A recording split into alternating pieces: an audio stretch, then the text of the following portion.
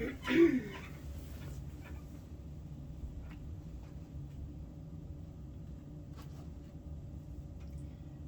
everyone, welcome back to Is It Ableist. My name is Devin and I'm so happy to be back here with you all today. I know that it's been a really long time since I last posted, so thank you so much for your patience as I am navigating a very busy and somewhat difficult time at the moment, so I appreciate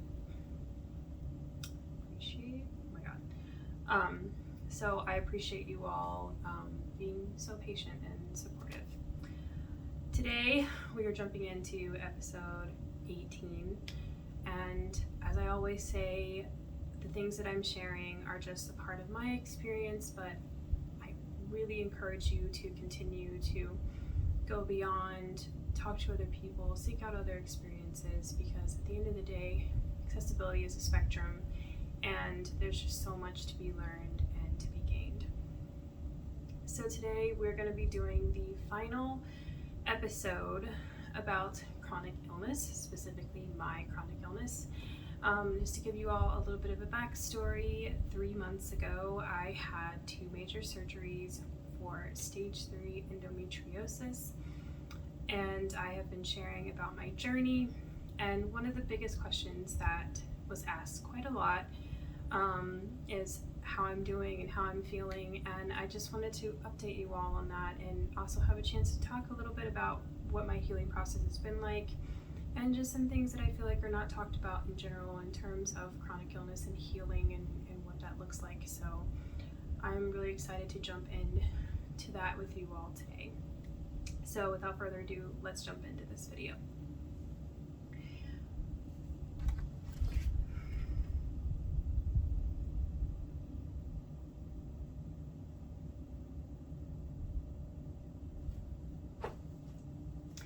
So just to give you all a little bit longer of a backstory, at the age of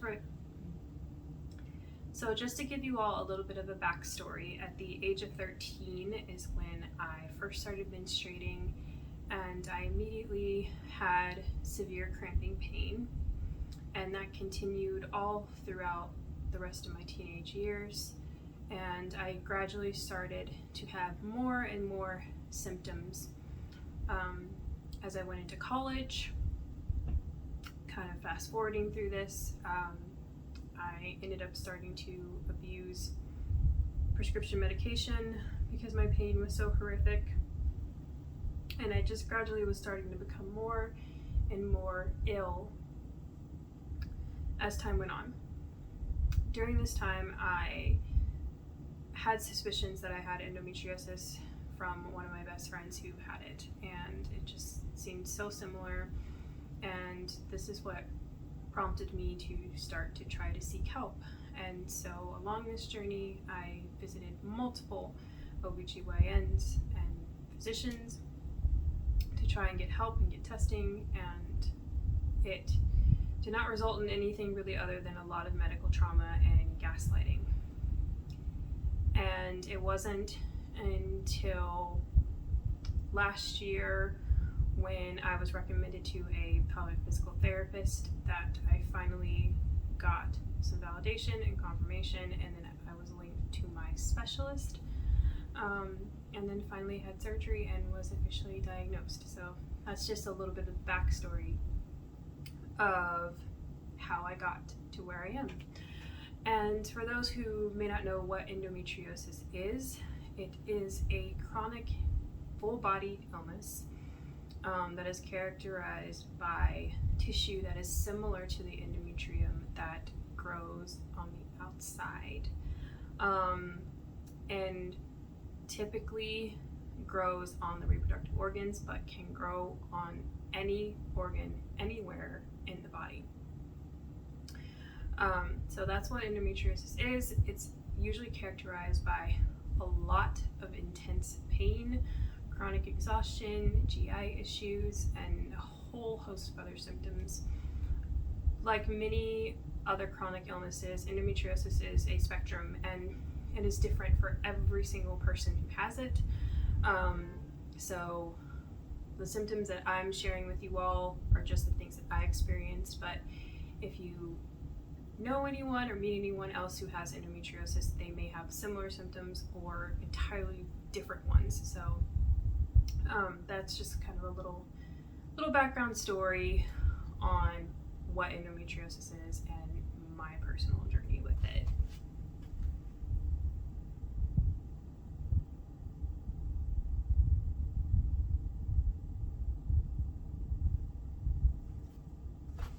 So the first thing I want to talk about is what was the surgery that I had, and ultimately what did they do in the surgery. So I had 2 laparoscopic surgeries, and laparoscopic surgeries are what used to be called keyhole surgeries.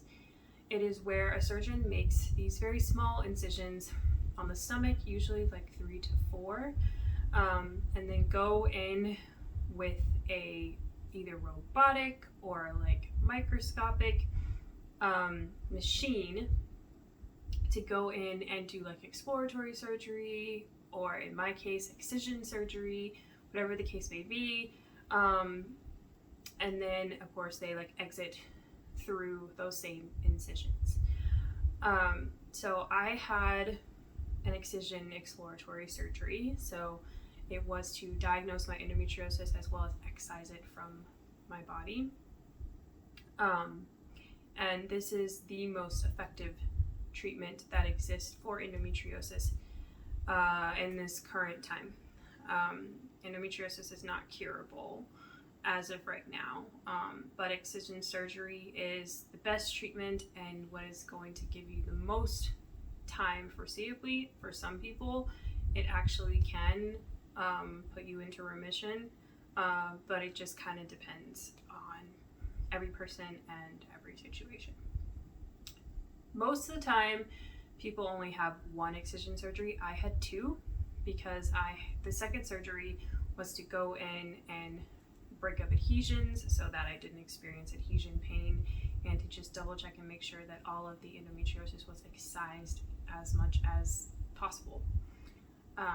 So that is why I had 2 excision surgeries.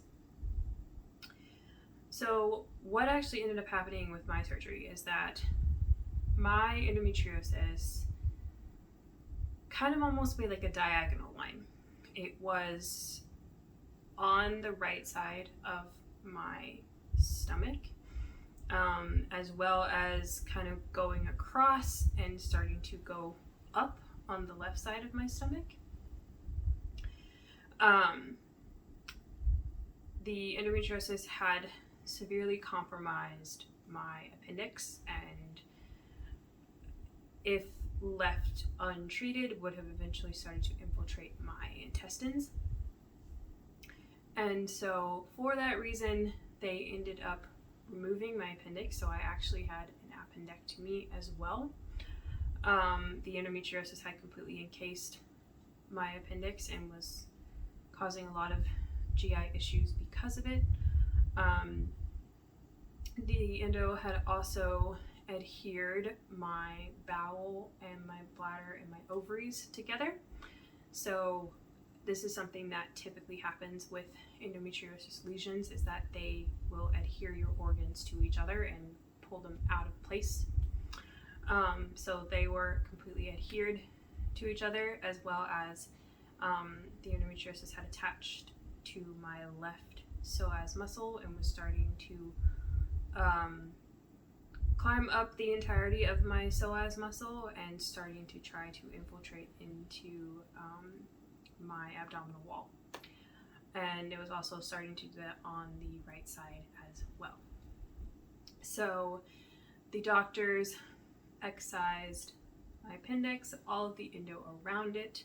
They detached all of the lesions and separated my organs from each other so that they could be back in their proper place, as well as removing some swollen lymph nodes and any other tissue that was in the very beginning stages of becoming affected. So that's kind of like in a nutshell what they actually did with my surgery. And then, like I said earlier, second surgery was going in, breaking up the adhesions that had already formed from the first surgery, and just making sure that there was no endometriosis left in my body.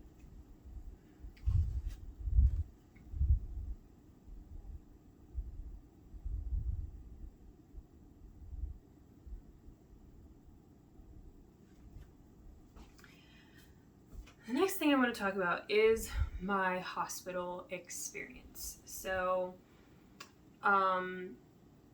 hospitals are very difficult for me for a lot of reasons. So I was very, very nervous about this. But all of my pre-ops, which if you've never had surgery before, you have pre-op appointments to have blood work done and just to know like what's going to happen with your procedure, what time you're coming in, all of those things. My surgeries were very early in the morning, and my first surgery was almost 4 hours. My second surgery was around an hour and a half, maybe hour 45, I think. So all of those went really well. So after my first surgery, I did, and just to warn you all, like I am going to use some medical terminology, and we'll be talking about some things that may be kind of graphic, so just trigger warning with that. But when I woke up in recovery, of course I was coming down from anesthesia, and because of like wanting to make sure that my body was not moving too much post-surgery, I did wake up with a fully catheter inserted, as well as a pain pump administration catheter. That's called I believe it's called a Q pump. Don't quote me on that. But I did wake up with both of those. And that was to make sure that I did not get up or move for the next 24 hours. So I was still considered to be outpatient, technically, because I was only in the hospital for 24 hours afterwards, but I was there for like observation and all of that. So I was still on liquids for 24 hours because you can be very, very nauseated after stomach surgery and after anesthesia. So I was on a liquid diet, and was being administered pain medication, as well as just everything to make me like comfortable. But with all of this being said, my first hospital stay was a little bit rough because I was placed on a floor for oncology patients, not for post-surgical patients. So this brought about a lot of difficulties in terms of a lot of my nurses had not dealt with post-surgical patients in a while or ever. So there was some issues with getting some of the medications that I needed on time.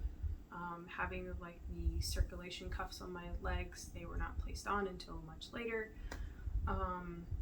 So it was a bit of a rough experience the first time, simply because I was not in the right care facility within the hospital. So I can't stress to you all enough that if you are having the surgery, please make sure that you are on the correct floor that your surgeon is operating out of, specifically post-surgical floor, because it does make for a very kind of inconvenient experience.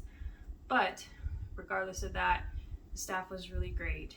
I do feel like they still took really good care of me, and everything went well, and I got to go home.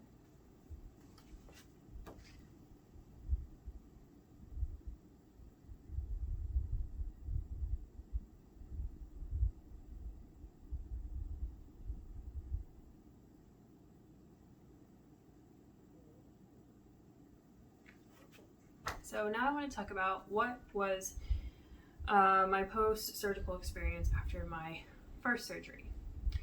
So the first week, I would say, was probably the hardest because I was not super mobile it was very painful to get up and down off of the couch because of the incisions being very sore. And I also was taking some pain medication. Now, my pain level was not extremely high. And I say this because this is something that's going to be different for everyone. So my pain level wasn't extremely high. I feel like my doctor managed my pain very well, and I also have a high pain tolerance with being a dancer. So just know that because my pain level wasn't really high doesn't mean that yours won't be, or vice versa. But I just want to preface this by saying that.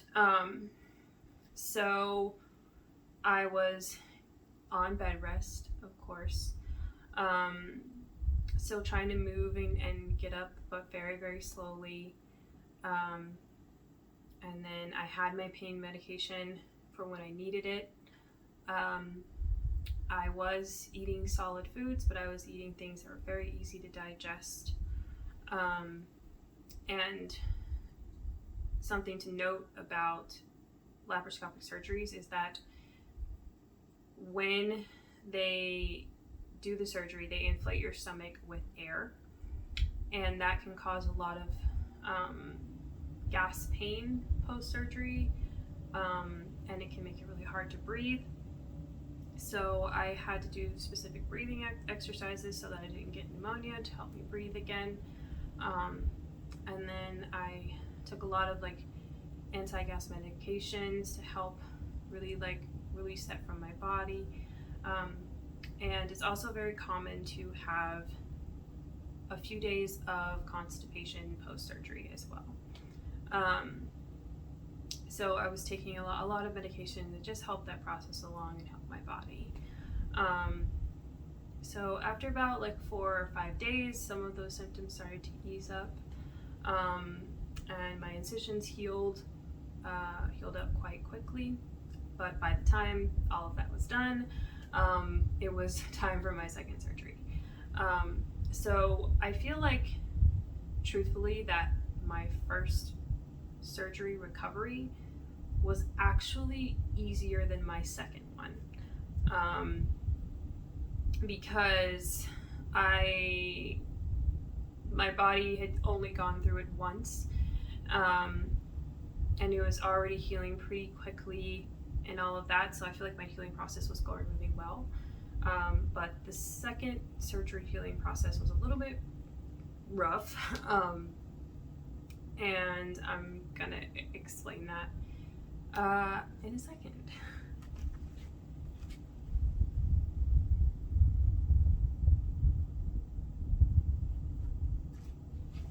Something else that I feel like is important to talk about is sleeping. So I had done a little bit of investigation and research, because I love to research, and I found a pregnancy pillow that I slept with that really gave my pelvis some support at night. It was really, really helpful with my mobility process, and also kept me a little bit still at nighttime, so I wasn't moving around a lot. So in general, I feel like my sleep was actually really great, and I think my body was very tired as well, which is something I also would like to note, that exhaustion is a big part of this process. So the more that you sleep, the better, because your body needs it. So sleeping actually worked out pretty well for me. The only thing that was difficult with sleeping, and also with getting up and moving around sometimes, was having the Q pump. So the catheter was taken out before I left the hospital, but I still had the Q pump, which was connected to the top part of my pelvic bone, and I had it for 2 to 3 days afterwards, and that was a bit of a struggle to deal with, just with putting clothes on and getting up and down. It was, to me, the most painful. And sleeping, I had to put it in a very specific position, because you have to carry it on a little bag on your shoulder. So to me, that was the most kind of difficult, inconvenient part of sleeping, was the Q pump. But other than that, I feel like sleeping went relatively well for me. And on the days that I did take my pain medication, which usually was in relationship to gas pain, I slept very well from the medication, so sleeping went up for me overall. With my second surgery, everything was pretty much the same, especially with pre-op things and all of that. It really all went the same. The difference here is that my body had already gone through this once, and it was reopening those incisions, going back in and basically irritating and kind of disrupting the healing process from the first surgery.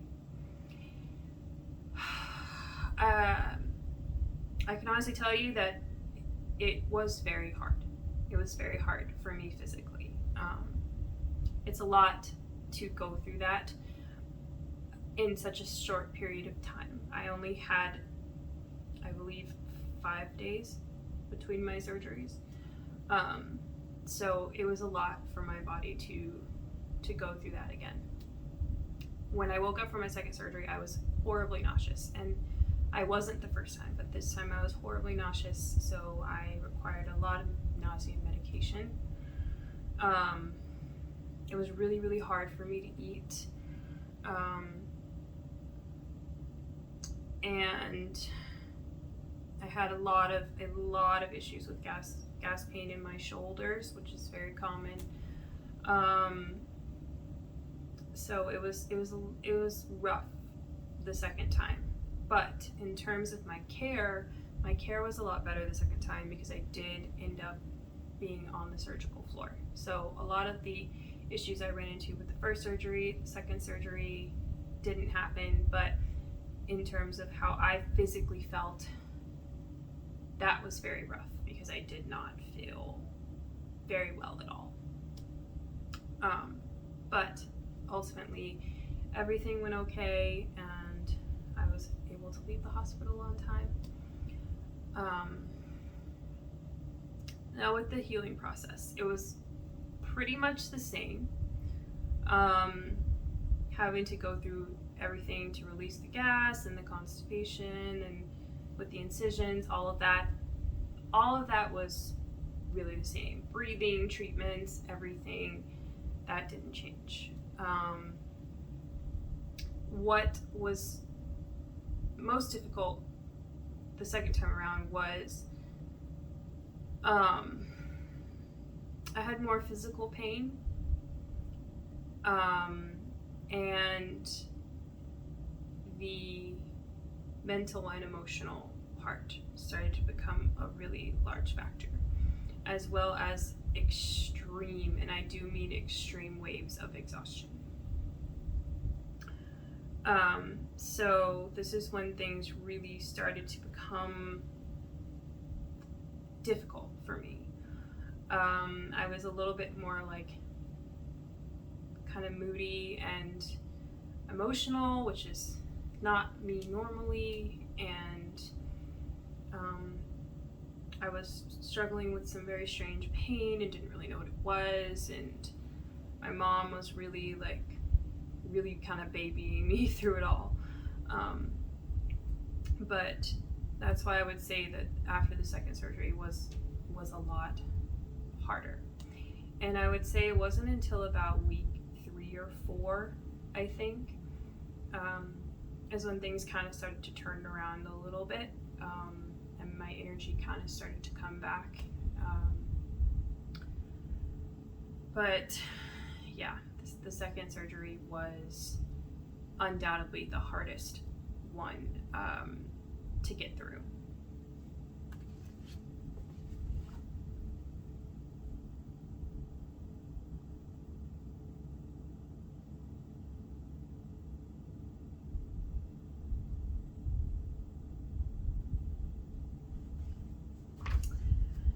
So the next thing that I want to talk about is mental health, because I feel like the medical field neglects mental health in a lot of ways, especially in relationship to chronic illness and chronic illness recovery and surgeries.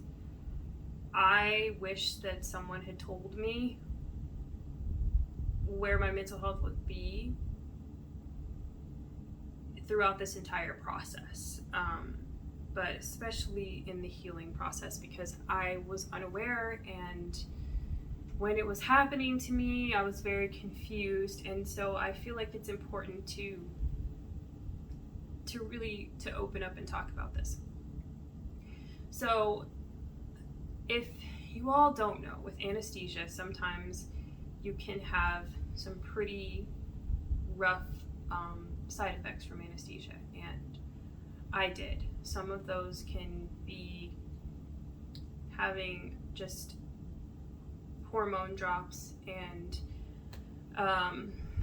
having like crying spells, and sometimes for some people it can manifest in like depressive episodes, and even some other physical side effects, like one that I had. I started to have a little bit of hair loss. So there's just like these things that can result mentally and emotionally that you're not often told about. And I think that is what was really hard for me. I definitely had those random, low, dark moments of sadness that would just really come out of nowhere, and were very emotional, very overwhelming, very painful to deal with, and there were some times where I would have horrific anxiety because I couldn't get up and move around the way that I wanted to, and that was causing me a lot of anxiety. So it was really hard to deal with those anxiety attacks that were happening. And like I said earlier, the anesthesia really affected my hair, and also my skin. And so seeing that happen was really difficult, and not very easy to deal with.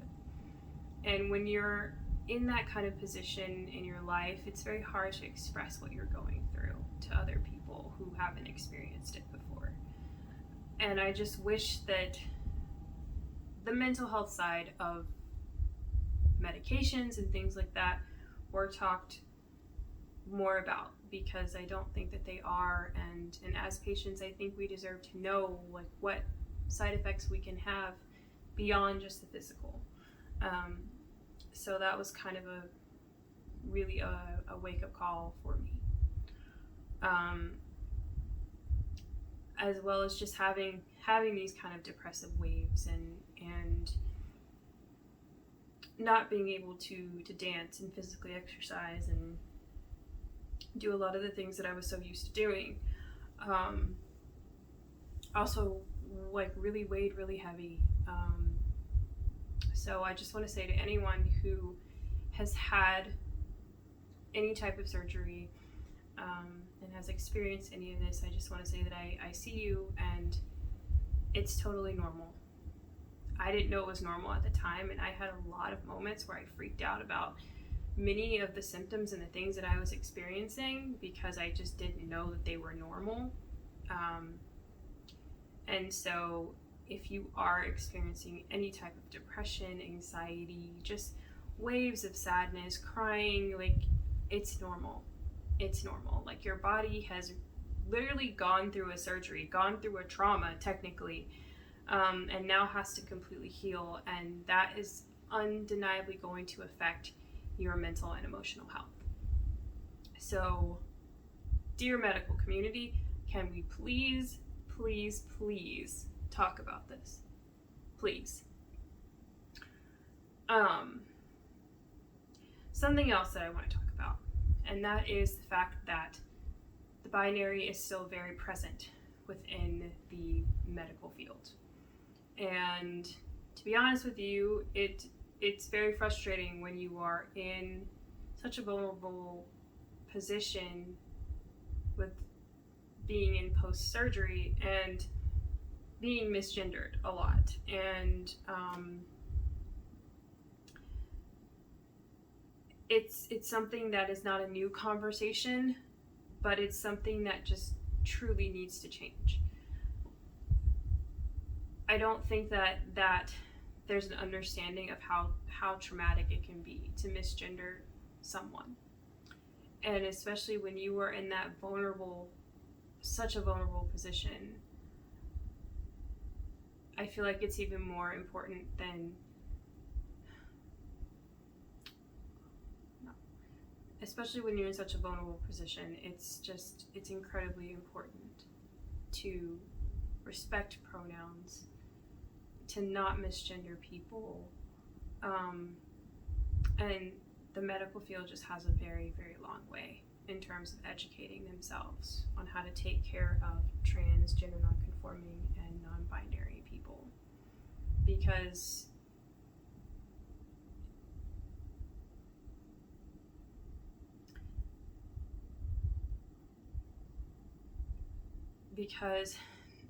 these people deserve to have the same care as anyone else.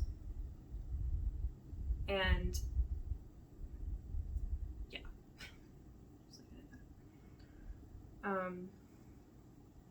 the last thing that I want to talk about is dancing.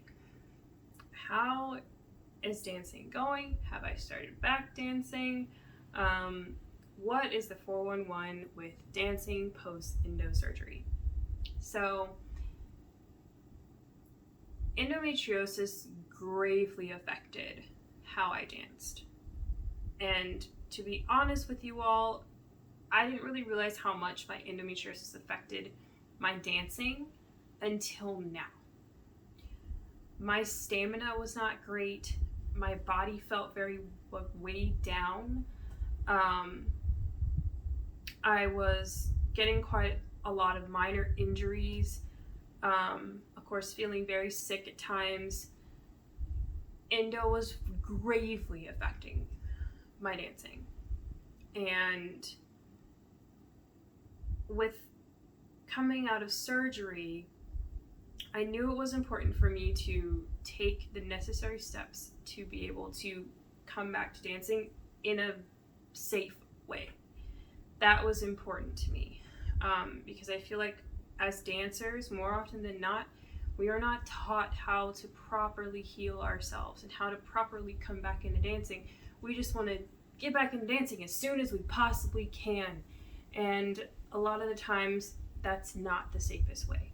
So I was very committed to, I need to come back to dance in the best way possible so that I can be my best self in my new body. So I decided to do pelvic floor physical therapy, which I was doing beforehand, like I mentioned before, and what led to my diagnosis. So I started doing this post-surgery because when you have endometriosis surgery, you are working with a lot of the pelvic floor, and a lot of times the pelvic floor tends to be highly, highly affected because of endometriosis. In my case, I had pelvic floor dysfunction, and my pelvic floor was basically in constant spasm. So that's something that takes way past the time of your surgery to really fully heal, because my pelvis has been in that state for years. So it's kind of the basic concept of muscle memory. You have to teach your body how to heal. Like, you have to help it along in the process of knowing where it should have been all along. So I started pelvic floor physical therapy, also to help with scar tissue. And this is something else that I wish they would tell you about beforehand, but they don't. Scar tissue buildup is really difficult if you're athletic, because it will pull on your organs and your muscles and all of that as it kind of shrink wraps around itself. And as dancers, our core muscles are so important. And when you have scar tissue that's pulling on your core muscles, it can kind of pull them out of alignment and you can get injured. And especially, like, we really need our pelvic floor muscles to support us. And so when you have weakness there, that can cause injury too. So that's why I felt it was necessary to do this therapy. And that may not be necessary for everyone, and a lot of times it may not be necessary for people who aren't active and that need that kind of support. But as a dancer, it's absolutely crucial in terms of getting back into dancing full time. If you're a dancer and you're about to have laparoscopic surgery, I would highly, highly recommend that you do some pelvic floor physical therapy afterwards, just to really help those deeper muscles heal and regain some strength back. Because the truth of the matter is that you are going to lose some strength in those 2, however many months, however long you need. So it's so important to take it slow, to listen to your body, do what your body needs, and not try to push yourself to get back to dancing, because the worst thing you can do is push yourself too soon and then end up being injured and it's setting you back. So that's what my healing process has been.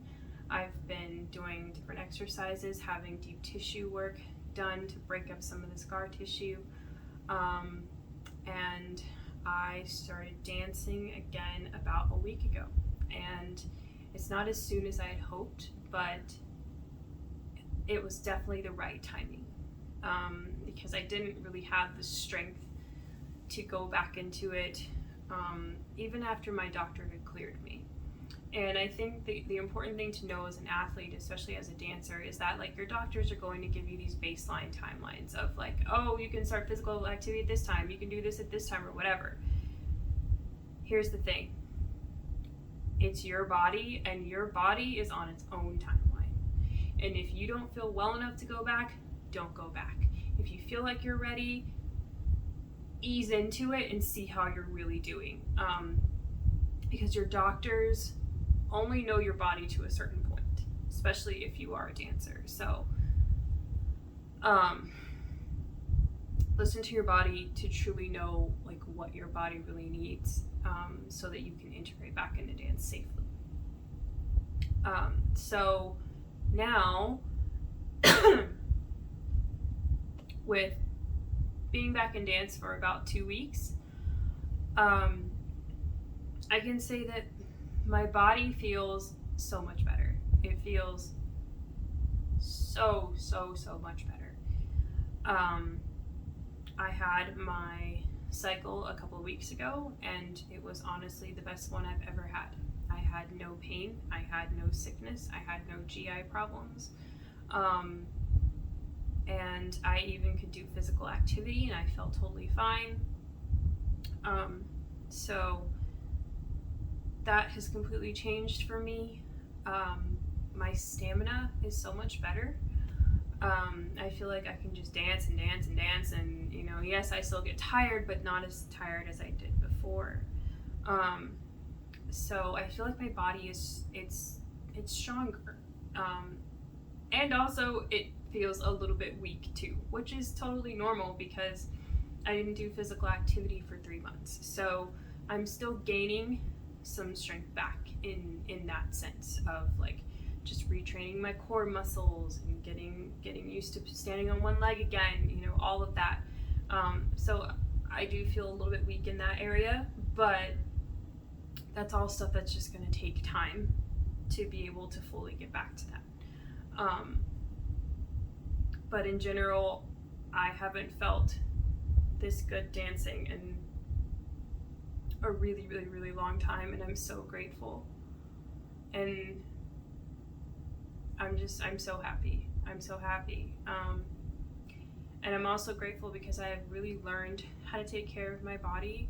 I really learned what my body does and does not need. I feel like I'm a better advocate in terms of my body. And I feel like I've really embraced my chronic illness into my experience as a disabled person. So as difficult as this journey has been, it's been an important journey. And my hope for the future is that there are going to be more safe spaces created for dancers with chronic illness. that you can come into a space, express what your needs are, and those needs are not seen as weakness or being lazy or just completely misunderstood, that there will be conversations, open conversations about what you need and how you can take care of yourself. Because at the end of the day, we can't be the best versions of ourselves if we're not taking care of our own needs. And that's what has been the most important in terms of my journey. And that's what's been the most important in terms of learning how to take care of myself and my disabilities. I knew how to take care of my disabilities with my visual disability, but I didn't know how to take care of my chronic illness. And that's one of the things that was really weighing on me in being able to dance the way that I wanted to. And a lot of it came out of fear of expressing, like how expressing my needs would affect my career or affect my life. And that's when the dismantling, the unlearning, the relearning of capitalism and all of these things that tell us that we have to continue to push through our illnesses, our sicknesses, through our good days, our bad days, whatever it may be. That's when the learning has to start. That's where we have to start breaking it down and realizing that what we've been told for so long isn't the truth. And the only way that we are going to be able to maneuver this world in the healthiest way possible and be our true selves is if we're allowed to express what we need. Whether you are able-bodied, whether you're disabled, whatever the case may be, we have needs, whether we know what they are or not. And we have got to move towards a world that is supportive of that. And if you are a chronically ill dancer, if you are a chronically ill dancer, I just want to say that I see you. I see you. It is not easy to be chronically ill in a profession that is inherently ableist and doesn't understand the importance of needs, and that needs do not equal weakness, and that needs do not equal not getting a job, and that needs do not equal not getting money. So my advice to you is to put yourself first, even when it's scary, even when it feels wrong, even when you have that capitalist voice in the back of your head saying that your needs are not important. Put yourself first. Try and communicate your needs the best that you can, and if you feel comfortable to do so. There's still a long ways to go in terms of breaking down ableism in regards to chronic illness.